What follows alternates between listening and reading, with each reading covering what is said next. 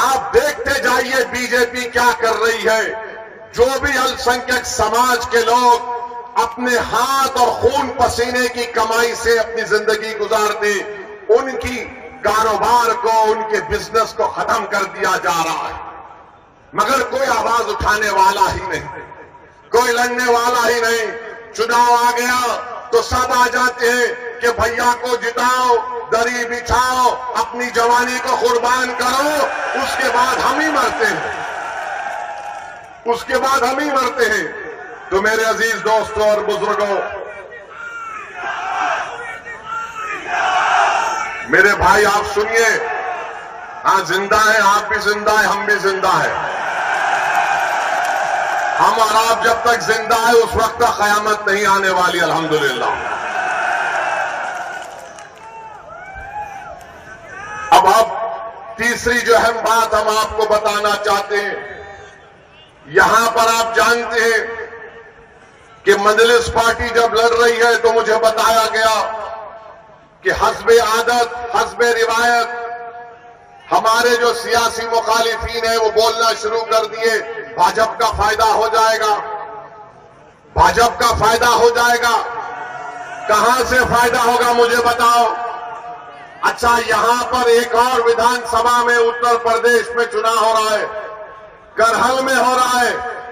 करहल में बीजेपी का उम्मीदवार कौन है? अखिलेश के भाई धर्मेंद्र का बहन वही लड़ रहा है।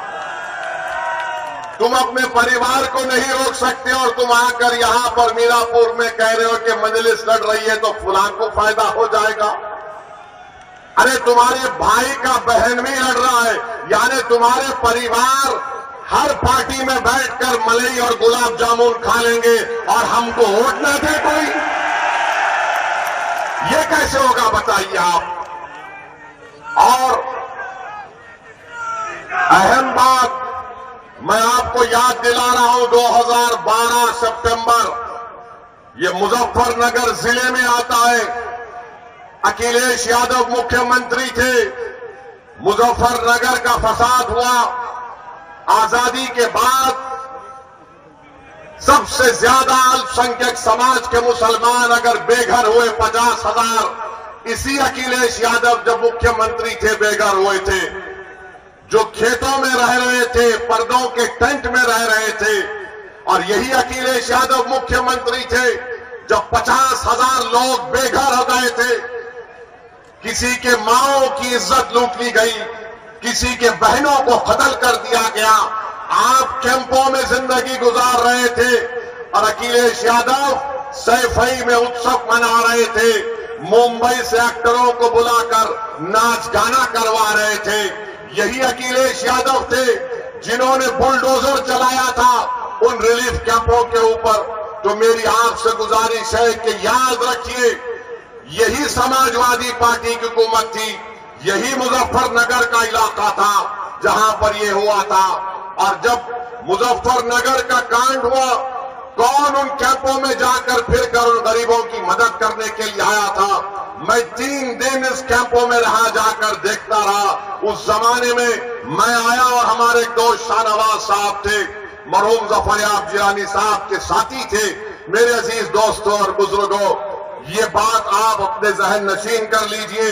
20 तारीख के दिन अपने के कोर्ट का इस्तेमाल करिए और फिर इस विधान यहां पर ककरोली गांव में हम पुलिस से भी गुजारिश करेंगे, आप देखते ही हमको चालान मार देते हैं।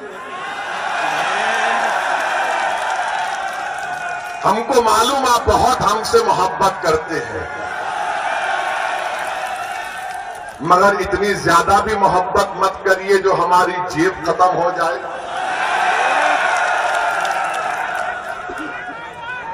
मेरे अजीज दोस्तों और बुजुर्गों, और फिर आ जाइए, आपके मुख्यमंत्री बाबा के ऊपर भी कुछ बोलना पड़ेगा। आजकल बाबा महाराष्ट्र में फिर रहे, सुनिए, महाराष्ट्र में फिर रहे और नहीं जरूरत नहीं, और नारा लगाए हैं, बटेंगे तो कटेंगे, बटेंगे तो कटेंगे बोलते हैं। मैं उत्तर प्रदेश के मुख्यमंत्री से वो चैलेंज कर रहा हूं। झांसी में मेडिकल कॉलेज में 10 मासूम बच्चे जलकर मर गए। 10 मासूम बच्चे जलकर मर गए। और जब वो वार्ड में न्यू नेटल केयर के वार्ड में एक शख्स था जिसके 2 जुड़वा बेटियां भी उस न्यू नेटल वार्ड में थे।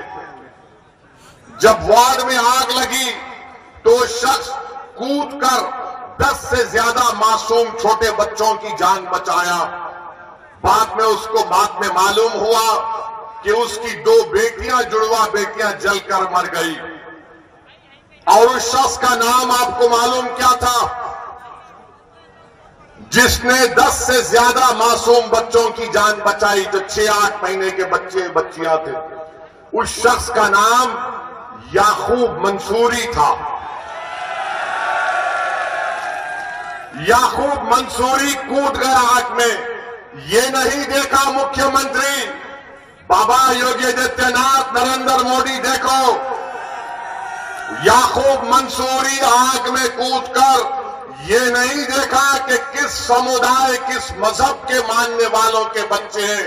वो ये देखा कि बच्चे जल रहे हैं और कूद गया। ये अल्लाह को कुछ और ही मंजूर था। वो अपनी 2 मासूम जुड़वा बच्चियों को नहीं बचा सका। मैं योगी आदित्यनाथ को चैलेंज कर रहा हूं, क्या तुम याकूब मंसूरी को बुलाकर उसके सामने बोल सकोगे बटोगे तो कटोगे? बोलोगे आदित्यनाथ, क्या तुम बोल सकोगे कि बटोगे कटोगे? याकूब मंसूरी को बोलो। क्या देश के प्रधानमंत्री याकूब मंसूरी को बुलाकर बोलेंगे एक है तो सेफ है? किसके लिए नारे लगाए जा रहे हैं? किसके खिलाफ जहर फैलाया जा रहा है बीजेपी की तरफ से?